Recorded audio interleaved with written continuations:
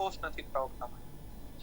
નમસ્કાર, હું રેશમા અમારા ખાસ કાર્યક્રમ ડે સ્પેશિયલમાં આપનું સ્વાગત કરું છું। તો મહત્વની વાત કે યુનિફોર્મ સિવિલ કોડ જ્યારે આ શબ્દ આવે છે ત્યારે ઘણી બધી ચર્ચાઓ કેટલા સમયથી ચાલતી આવે છે અને દેશમાં મોટાભાગના મુદ્દે કોમન લો છે, પરંતુ અમુક એવા નિયમો જે છે, અમુક એવા રૂલ્સ છે, લો છે, તે સમાન નથી હોતા। તો આ સમાન યુનિફોર્મ જે કહેવામાં આવે કે યુનિફોર્મ સિવિલ કોડ લાગુ કેમ કરવાની માંગ છે, તે સાથે સાથે કેટલી સમસ્યાઓ આવી રહી છે, તો તે સમસ્યાઓ કેમ આવી રહી છે?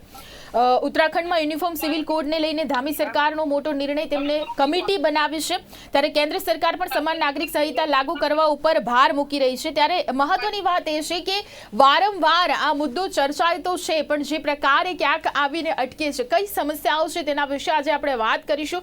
અને યુનિફોર્મ સિવિલ કોડ જો લાગુ કરવામાં આવે તો શું ફાયદો, અને જો લાગુ હજી નથી કરવામાં આવી રહ્યો તો અહીંયા કયા પ્રશ્નો છે, એ વિષય ઉપર આજે ચર્ચા કરીશું। આ ચર્ચામાં મારી સાથે મુસ્લિમ અગ્રણી અને રાજકીય વિશ્લેષક દાનિશ કુરેશી જોડાયા છે અને સંઘ વિચારક કપિલ દવે જોડાયા છે। આ બંનેનું હું સ્વાગત કરું છું ગુજરાત ન્યૂઝના મંચ ઉપર।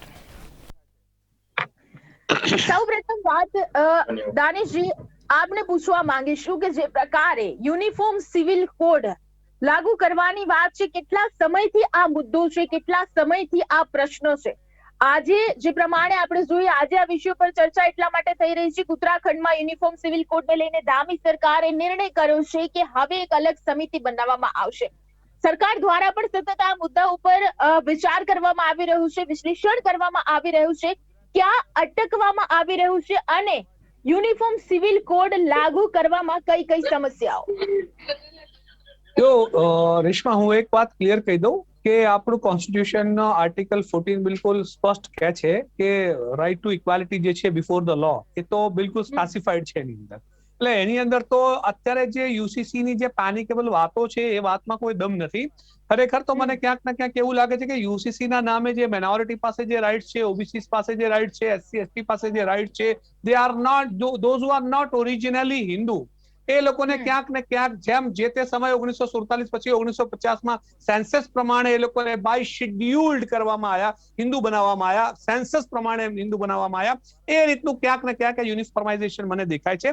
બાકી આપણે ત્યાં કાયદા સામે સમાનતા તો આર્ટિકલ 14 આપે જ છે, અને દરેક વ્યક્તિ માટે જો સેમ સર્કમસ્ટાન્સીસ હોય એવું સ્પષ્ટ ઉલ્લેખ છે એની અંદર કે જો સેમ સર્કમસ્ટાન્સીસ હોય તો વ્યક્તિ તરીકે જુદું ના હોઈ શકે, અને જો સર્કમસ્ટાન્સીસ જુદા હોય તો દરેક સર્કમસ્ટાન્સીસ પ્રમાણે જુદા જુદા વ્યૂઝ હોવા જોઈએ, એવું સ્પષ્ટ ઉલ્લેખ છે એની અંદર। છતાં પણ યુસીસી ના નામે, એકચ્યુઅલમાં યુસીસી ના નામે ક્યાંક ને ક્યાંક જે માઇનોરિટીના રાઇટ છે તે આંતરરાષ્ટ્રીય સંધિઓ આપણી સરકારે જે તે સમયથી આ દિન સુધી કરેલી છે, એ ક્યાંક ને ક્યાંક એનો વાયોલેશન માટેનો આખો એક કોન્સેપ્ટ છે, એનાથી વિશેષ કઈ નથી। જો માઇનોરિટીઝ પાસે, એસસી એસટી પાસે અને ઓબીસી પાસેની જો વાત કરીએ તો એમના ઓફિશિયલ રિપ્રેઝન્ટેશન ક્યાંય રહ્યા નથી। પર્સન્ટેજની વાત કરીએ તો કહેવા ખાતર એ ખાલી કહેવાય જાય છે, પણ ક્યાંક ને ક્યાંક એસસી એસટી ની બી આપણે વાત કરીએ, તમે યુસીસી ની વાત કરો છો, જે તમે રિઝર્વેશન આપેલું છે એના આધારે આજ દિન સુધી એ લોકોને એમના હક્કો નથી મળ્યા, તમે યુસીસી માં કઈ રીતે કોમન લાવી શકશો? તો પ્રોબ્લેમ ક્યાંક ને ક્યાંક મને લાગે છે પોલિસી બનાવવામાં છે, યુસીસી કરતા કે દરેક નાગરિક ખુશ થાય એવા કંઈક લોસ બનાવવાની જરૂર છે। મને એવું લાગે છે કે રાજ્યની સરકારોને, કેન્દ્રની સરકારોને પ્રજા પાસેથી જનમત મેળવવા જોઈએ કે ખરેખર એમને જરૂરિયાત શું છે। એમની પાસે પ્રાથમિક સુવિધાઓ બી છે। આજની પરિસ્થિતિમાં આખા ભારતમાં લોકોની પાસે 28% વધારે માણસો પાસે પીવાનો શુદ્ધ પાણી નથી, એ લોકો ગંદુ પાણી પીને જીવે છે। દાનિશજી, આપ એવું માનો છો કે યુસીસી લાગુ થવું જોઈએ કે નહીં, હા કે ના? યુસીસી હું તમને કહું, દેશમાં બંધારણ લાગુ છે જ, અને બંધારણનું જે કોર છે ક્યાંક ને ક્યાંક સમાન છે જ, એને તમે ઓવરરૂલ કરવાની વાત પડશે? આપના પ્રતિભાવ મુજબ આનાથી કોઈ ફરક પડશે ખરો? આનાથી પોલિટિકલ ફરકથી વધારે બીજું કશું નથી પડવાનું। પ્રચાર પ્રસાર ને પ્રોપેગેન્ડા સિવાય બીજું મને કશું લાગતું નથી કે કઈ ફરક પડવાનો છે। ક્રિશ્ચનો ચર્ચમાં જવાનું બંધ નહીં કરી દે। હા જી કપિલભાઈ, અહીંયા ખાસ કરીને જ્યારે યુસીસી ની વાત આવે છે, કેટલા સમયથી આ મુદ્દો છે અને ચર્ચાનો વિષય રહ્યો છે, સરકાર દ્વારા કોશિશ ક્યાંક કરવામાં આવે છે અને ત્યારબાદ તે સમસ્યા ફરીવાર આવે છે। દાનિશભાઈએ કહ્યું તેવી રીતે ખાસ કરીને કે તેનાથી કોઈ ફાયદો થશે નહીં। જી, ફાયદો કોઈ નથી થવાનો કે કોઈ નુકસાન નથી થવાનું, તો પછી વિરોધ શેનો છે? એટલે આટલી આપણે ઉગ્રતાથી 1948 થી ઇવન એના પહેલાથી આપણે જે આ વિરોધ જોઈએ છીએ તો એનું કારણ શું છે? જો કાંઈ ફેર નથી પડવાનો, કાંઈક ફેર પડશે એટલા માટે જ વિરોધ થાય છે ને. તો શું ફેર થાય? તો હવે આપણે પેલા તો બીજી દાનિશભાઈ આગળ ઉપર આડી એવડી ઘણી બધી વાતો કરી, પણ થોડુંક હું એનો સંદર્ભ આપી દઉં કે યુનિફોર્મ સિવિલ કોડ એ શું છે. તો ભારત દેશના ભાગલા પડ્યા એ ધર્મના આધારે પડ્યા, સૌ જાણે છે, અને મોટા મોટા નરસંહારો થયા એ આપણે જાણીએ છીએ. પછી પાકિસ્તાનમાં હિન્દુઓની શું પરિસ્થિતિ થઈ એ આપણે જાણીએ છીએ. ભારતમાં મુસ્લિમોની શું પરિસ્થિતિ છે એ આપણે બહુ સારી રીતે જાણીએ છીએ. તો ત્યારે ભાગલા પડ્યા એ પછી 1947માં ભાગલા પડ્યા અને 1948માં બંધારણ સભા બેઠી. તો બંધારણ સભામાં જયારે કાયદાઓ ઘડવામાં આવતા હતા ત્યારે મુસ્લિમ પર્સનલ લો બોર્ડની વાત આવી. હવે બંધારણ સભામાં 5 મુસ્લિમ આગેવાનો પણ હતા કે જેઓ પોતાનો મુસ્લિમોનો પક્ષ રાખતા હતા. હવે જેટલા પણ બીજા લોકો હતા એમાં જવાહરલાલ નહેરુ પણ આવી ગયા. જવાહરલાલ નહેરુ અને કનૈયાલાલ મુનશી અને આંબેડકરજી, એ લોકો બધા મુસ્લિમ પર્સનલ લો બોર્ડની તો પેલા કોઈ વાત જ નહોતી, કોમન સિવિલ કોડની જ વાત હતી. પણ મુસ્લિમોએ એમાં વિરોધ ઉઠાવ્યો. તો આંબેડકરજીએ વિરોધ કર્યો કે ભાઈ એક દેશ છે તો એક કાનૂન હોવું જોઈએ, બધા નાગરિકો સમાન છે. ભલે ધર્મના નામે ભાગલા પડ્યા પણ હવે જેટલા છે આપણા દેશમાં એ બધા સમાન હોવા જોઈએ. મુસ્લિમોએ વિરોધ કર્યો કે ના, અમારો ચોકો અલગ, અમે કહીએ એ રીતના. હવે એ ચોકો કયો અલગ?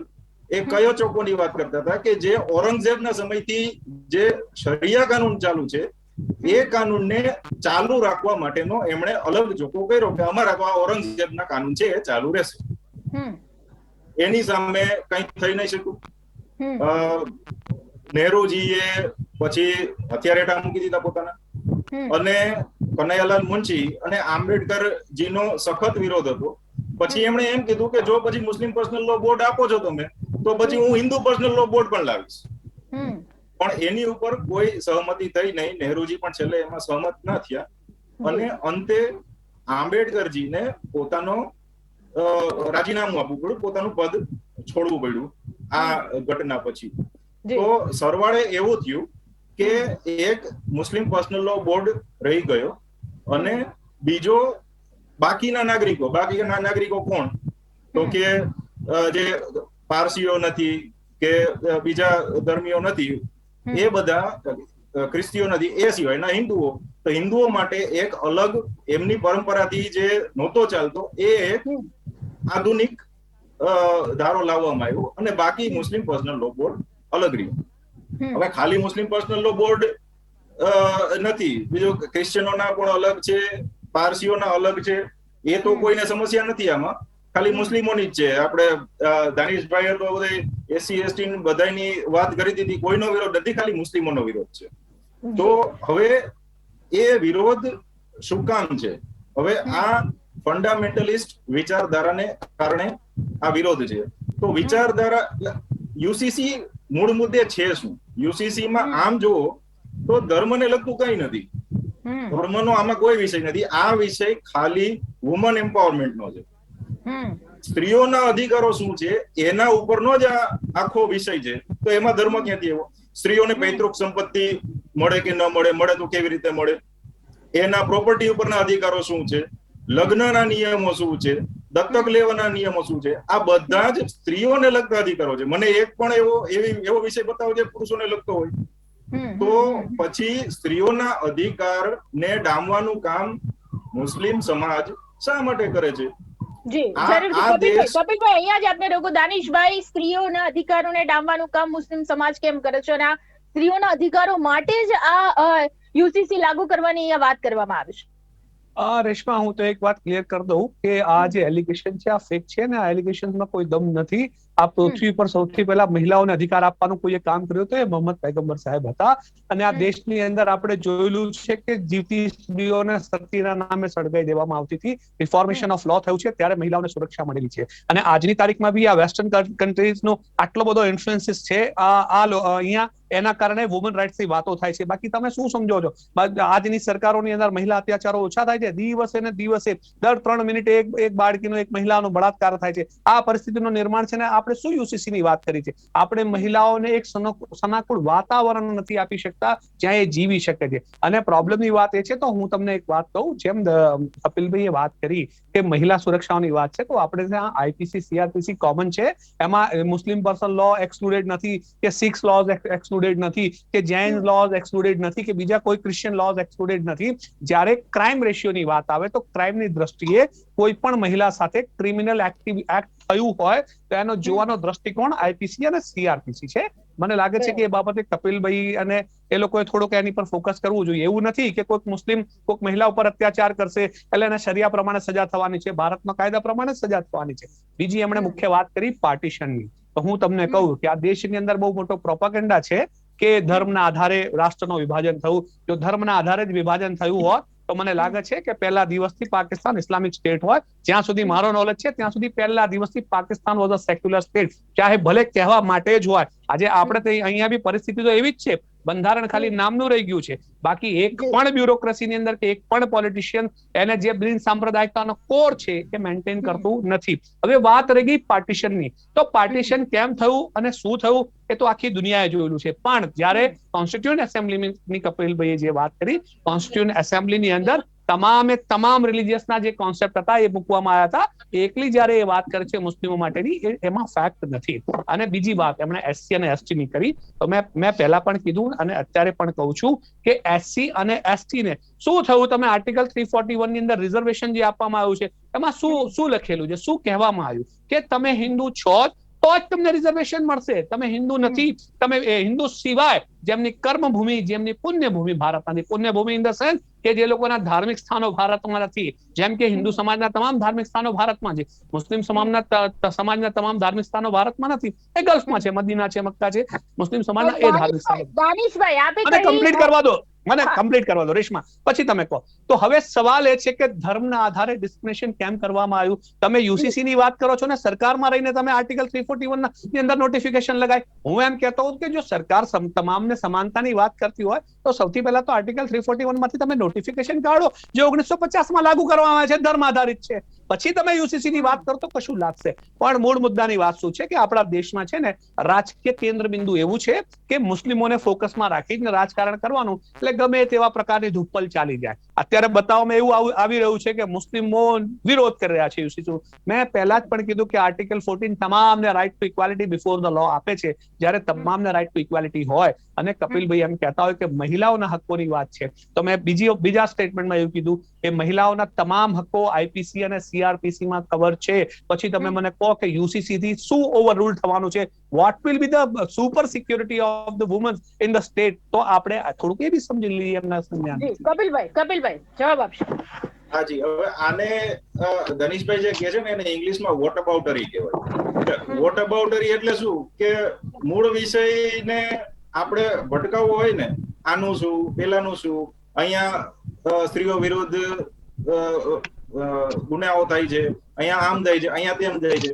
આપણો વિષય શું છે? આપણો વિષય એ છે કે મુસ્લિમ સમાજમાં સ્ત્રીઓને અધિકારો કેમ નથી? તો સીઆરપીસી ની વાત લઈ આવે છે. સીઆરપીસી તો બધા સહેમત છે. તો પછી યુસીસી માં શું લાવશો? તો મૂળ મુદ્દો એ છે કે મુસ્લિમ સ્ત્રીઓને ઉદાહરણ તરીકે 4 પત્ની કરવાનો એમને અધિકાર છે. તો શું કામ છે? આ અત્યારે મોટો જમાનો એવો છે કે આઈપીસી સીઆરપીસી મુજબ પોસિબલ છે એ કપિલભાઈ? જી પોસિબલ છે, મુસ્લિમ પર્સનલ લો બોર્ડ પ્રમાણે પોસિબલ છે. ના તમે મને સંપત્તિમાં જી હા બોલો આપ બોલી લો, ચલો પછી હું બોલું, આપ બોલો. જી, પૈતૃક સંપત્તિના એમના અધિકારો નથી. પછી લગ્નના નિયમો, તલાકના નિયમો છે, તલાકના નિયમો પોતાના છે, દત્તક લેવાના નિયમો પોતાના છે. તો આ બધા વિશે જો એમાં કોઈ તમને વાંધો નથી તો વિરોધ શા માટે છે? અત્યારે દાનિશભાઈ નું કહેવાનું એવું છે કે ભાઈ આનું શું, ઓનું શું, ઓનું શું. આ જે તમે યુસીસી કહો છો યુનિફોર્મ સિવિલ કોડની વાત છે એનાથી તો કઈ ફેર જ નથી પડતો. જો ફેર નથી પડતો તો તમારે એનો વિરોધ શા માટે છે? અને જો વિરોધ કરો છો તો પછી તમે મુદ્દાસર કેમ વાત નથી કરતા? તમને કઈ વાતનો વિરોધ છે? અને બીજી વસ્તુ એમણે બહુ વાંધાજનક વસ્તુ કહેલી છે. એક તો કે દેશના ભાગલા પડ્યા એ ધર્મના આધારે નથી પડ્યા. હવે એ ધનીશભાઈ પોતે મને ખ્યાલ નથી કે એ કઈ રીતના આવું કહી શકે, કારણ કે જેટલા પણ અત્યારે વ્યુઅર્સ છે એ લોકો જાણે છે કે દેશના ભાગલા કઈ રીતના પડે ને નરસંહારો કયા આધારે થયા. અને એ પછી એમ કે છે કે ભાઈ એસી એસટી એ લોકો હિન્દુ નથી તો કયા આધારે કે છે કે હિન્દુ નથી? એ લોકોની દરેક પરંપરાઓ, દરેક કામ એ બધા હિન્દુ આધારે છે. એક મિનિટ હું ચાર્જર ચાલુ કરી દઉં.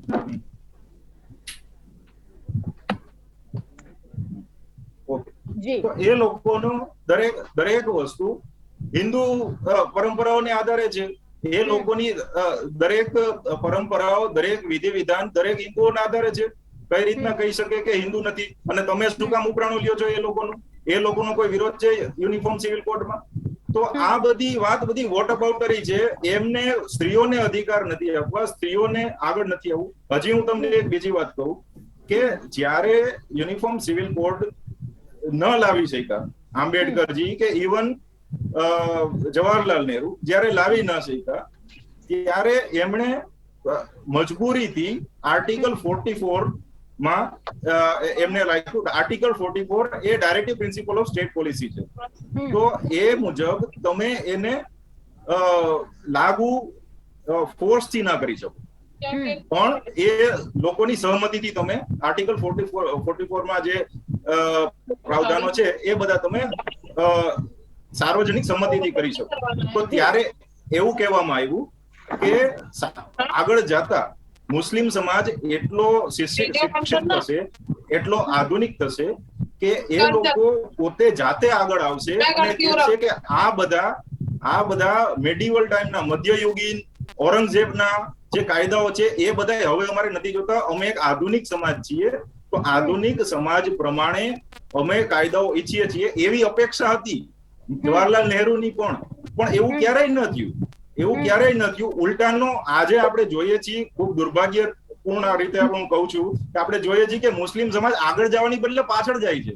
એ 7મી સદીમાં જાય છે. અત્યારે 7મી સદીના ફંડામેન્ટલિસ્ટ વિચારો એ લોકો અત્યારે થોપવા માંગે છે. કપિલભાઈનો જવાબ દાનિશભાઈ આપશે. દાનિશભાઈ, તો સૌથી પહેલા તો કપિલભાઈની વાતથી હું સહમત નથી, જે એમણે કીધું કે મહિલાઓને પૈતૃક સંપત્તિમાં ભાગ નથી મળતો. આ મને લાગે છે કે થોડું કપિલભાઈએ જાણવાની જરૂર છે અને એવી માહિતી એમની પાસે આ ખોટી માહિતી છે. હા, એમ તમે કહી શકો છો કે 1/4 શેર જે આદિકાળથી આવતો રહ્યો છે એ જ્યારે હિન્દુ મહિલાઓને એમના પૈતૃક સંપત્તિમાંથી પ્રોપર્ટીમાંથી ભાગ નતો પડતો ત્યારે પણ મુસ્લિમ મહિલાઓને મળતી હતી, અને એમાં બી એ સર્વસંમતિથી વાત છે. પણ જ્યારે ક્યાંય બી વિવાદ થયો છે તો નંબર ઓફ કોર્ટ્સના જજમેન્ટ છે જ્યાં સમાનતાની સાથે એમને શેર મળેલા જ છે, એમાં કોઈ બે મત નથી. અન્ડરસ્ટેન્ડિંગની વાત એવી છે કે અન્ડરસ્ટેન્ડિંગથી તો કોઈ માણસ પોતાના રાઇટ્સ રિલીઝ પણ કરી શકે છે, જેન્ટ્સ હોય કે મહિલા હોય કે કોઈ બી હોય. બીજા નંબરની એમણે વાત કરી કે બધા જાણે છે. જો બધા ઓરલી જાણતા હોય કપિલભાઈ એ વસ્તુ અલગ છે ને ડોક્યુમેન્ટેશનની હું વાત કરું છું તો જે ડોક્યુમેન્ટેશન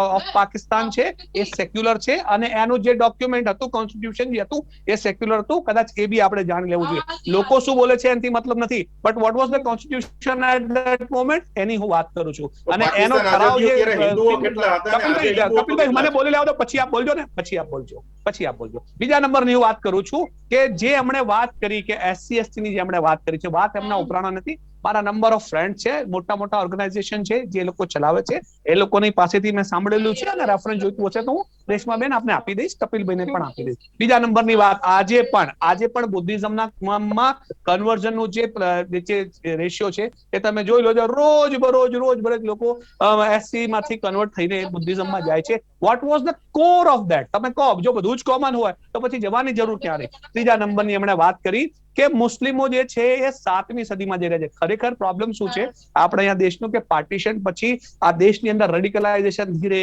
ધીરે જે તે સમયની સરકારોથી માંડીને આ દિન સુધીની સરકારો એટલું બધું કરી દીધું છે. બાકી હું તમને કહું કે વિશ્વની અંદર, ભારતની અંદર રહેતા મુસ્લિમોની જે આર્થિક સ્થિતિ છે એનાથી પણ ગરીબ લોકો રહ્યા છે, અને ભારતની અંદર રહેતા મુસ્લિમોથી આર્થિક સદ્ધર જે દેશો છે એમાં બી લોકો રહે છે. એમાં બી તમે જઈને જોઈ શકો છો, તમે દુબઈ જઈને જોઈ શકો છો, તમે ગલ્ફ જઈને જોઈ શકો છો, ત્યાં બી તો મુસ્લિમો જ છે, ત્યાં બી તો એ જ લોસ ફોલો કરે છે. એ કેમ અત્યાધુનિક થઈ ગયા? એ તો 200 માળની બિલ્ડિંગમાં રહેવા માંડ્યા. મુસ્લિમો તો આજે પણ ભારતમાં અહીંયા ઝૂંપડપટ્ટીમાં રહી રહ્યા છે, જે સચ્ચર કમિટીનો રિપોર્ટ છે. તો પ્રોબ્લેમ એ છે કે કોઈ પણ કોમ્યુનિટી, એકલા મુસ્લિમ સમાજની વાત નહીં, કોઈ પણ કોમ્યુનિટીનો અપલિફ્ટમેન્ટ જે છે એ ગવર્મેન્ટ પોતે રિસ્પોન્સિબિલિટી સાથે જ્યારે કામ નથી કરતી કે ઇરિસ્પોન્સિબલ થઈ જાય છે, ત્યારે પરિસ્થિતિઓનું નિર્માણ થાય છે. અને પછી ફરીથી હું તો એમને પૂછવા માંગુ છું કે એમણે એવું કીધું કે 4 લગ્ન કરે છે, તો મેં એમને એ જ પૂછ્યું કે શું આઈપીસી CRPC માં સ્કોપ નથી કે જે પહેલા લગ્ન થયા છે એની સામે લીગલ એક્શન થઈ શકે? તો બટ ઓબ્વિયસ છે, પણ ક્યાંક ને ક્યાંક જે પરિસ્થિતિનો ભાસ ઉભો કરવા માંગવામાં આવી રહ્યો છે કે મુસ્લિમોનો વિરોધ છે, તો મેં તમને પહેલા પણ કહી દીધું કે આર્ટિકલ 14 બિલકુલ ક્લિયર અને સ્પષ્ટ છે,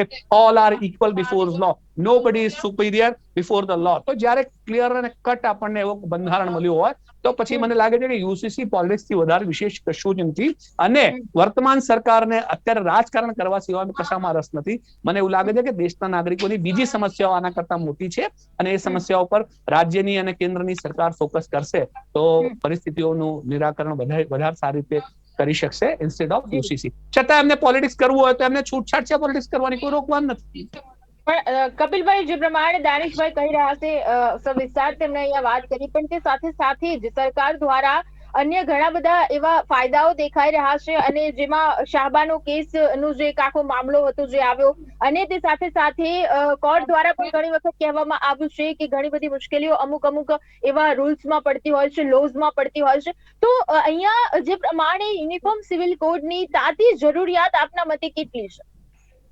ટૂંકમાં 1948 થી શરૂ કરી અને અત્યાર સુધી ઘણી કમિટીઓ બેઠી છે. દરેક કમિટીએ યુનેનિમસલી એક વાત તો કીધી જ છે કે યુનિફોર્મ સિવિલ કોડની જરૂરિયાત છે. આ દેશમાં દરેક નાગરિક સમાન હોવો જોઈએ અને બધાના સમાન અધિકારો હોવા જોઈએ. સાથે સાથે એ નોંધ્યું છે એમણે કે એ કરવું અઘરું છે, એ ચર્ચાથી થવું જોઈએ.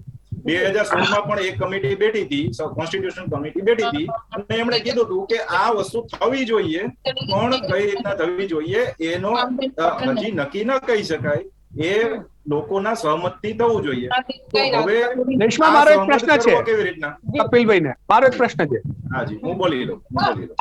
તો હાજી, તો આ લોકમત બનવો જોઈએ. એ દરેક કમિટીએ આ રજૂઆત કરેલી છે. તો હવે આ લોકમત બનશે કેવી રીતે? તો દાનિશભાઈને અત્યારે આપણે પૂછી શકીએ, આપણે ઘણા લોકોને પૂછી શકીએ, પણ એની રીત હોય ને, એ રીત છે પાર્લામેન્ટ, વિધાનસભા, એની રીત છે. ત્યાં ખરડો લાવવામાં આવે, ચર્ચાઓ કરવામાં આવે, મીડિયાના માધ્યમથી લોકો વચ્ચે ચર્ચાઓ થાય, અને બધા વચ્ચે એક સહમતિ બને કે ભાઈ દેશમાં એક કાયદો હોવો જોઈએ, દરેક નાગરિકો સમાન છે, તો દરેક નાગરિકો માટે સમાન કાયદો હોવો જોઈએ. દાનિશભાઈ બધી વોટઅબાઉટરી કરશે, દરેક વસ્તુ આજુબાજુ કરશે, અને એમાંય કહેશે કે આ કાયદાની જરૂર નથી કારણ કે બધું તો છે જ, તો જરૂર શું છે? તો જરૂર જો નથી અને કોઈ ફેર પડતો નથી તો તમને વિરોધ છે નો છે, તો કહેતા નથી તમને શું વિરોધ છે? રેશમાબેન, મારો એક પ્રશ્ન છે, એક સિંગલ પ્રશ્ન છે. કપિલભાઈ, મને એમ કહો, જો યુસીસી લાગુ થઈ જશે તો શું દેશના તમામ નાગરિકો હિન્દુ થઈ જશે? શું તમામ નાગરિકો મુસ્લિમ થઈ જશે? શું તમામ નાગરિકો બુદ્ધિસ્ટ થઈ જશે? કે તમામ નાગરિકો સેક્યુલર થઈ જશે? What will be the religious definition of UCC? મને ખાલી એટલું સમજાવો. આ પ્રશ્નનો અર્થ શું છે મને એ ના સમજાણું. આપણે વાત કરીએ છીએ કે દરેક નાગરિકો સમાન હોવા જોઈએ, એમાં તમે કઈ રીતે સમાન હોવા જોઈએ? કઈ રીતે સમાન હોવા જોઈએ તો કહો તમે મને. અધિકારોની દૃષ્ટિએ સમાન હોવા જોઈએ. હા, તો then what about the religious rights of the citizen? હું એ તો કહું છું કે નાગરિકોના ધાર્મિક અધિકારો કઈ રીતે સમાનતામાં લાવશો? શું તમામોને હિન્દુ ધાર્મિક અધિકારો તો લોકો યુનિફોર્મ સિવિલ કોડ એ મુસ્લિમ પર્સનલ લો બોર્ડ અને બીજા પર્સનલ લો બોર્ડ છે એને નાબૂદ કરવા માટેનો કાયદો છે, ધાર્મિક અધિકારોના હનનનું નથી. હું એક તો તમને પૂછું છું, જો મુસ્લિમ પર્સનલ લો ખલાસ થઈ જશે તો પછી મુસ્લિમો લગ્ન કઈ રીતે કરશે? 7 ફેરા ફરશે કે નિકાહ પડશે? જે રીતના હિન્દુઓ કરે છે એ રીતે. એ તો 7 ફેરા ફરશે એમ? ફરવાનું કાયદામાં નથી. તમે રેશમાબેન, તમે જવાબ આપો મને. હું જવાબ જ આપું છું, તમે સાંભળો શાંતિથી. કાયદામાં એવું નથી લખ્યું કે લગ્નના ફેરા કેવી રીતે પડશે.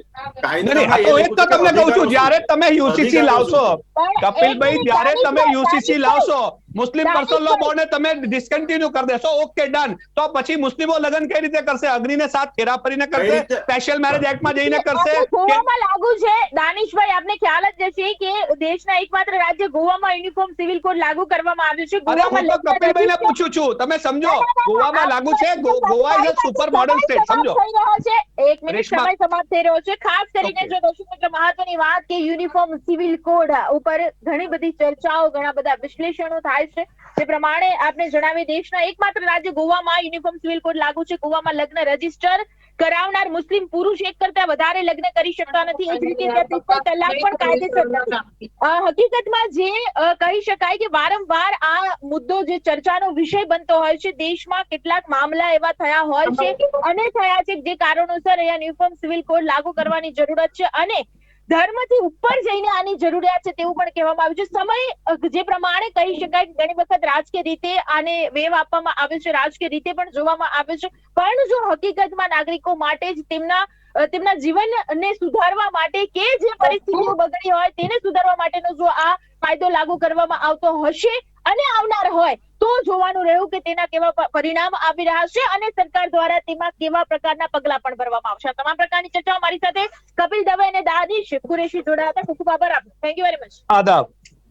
દર્શક મિત્રો, ફરીથી મળીશું નવા વિષય પર ચર્ચા કરવા. ત્યાં સુધી રજા આપશો. નમસ્કાર.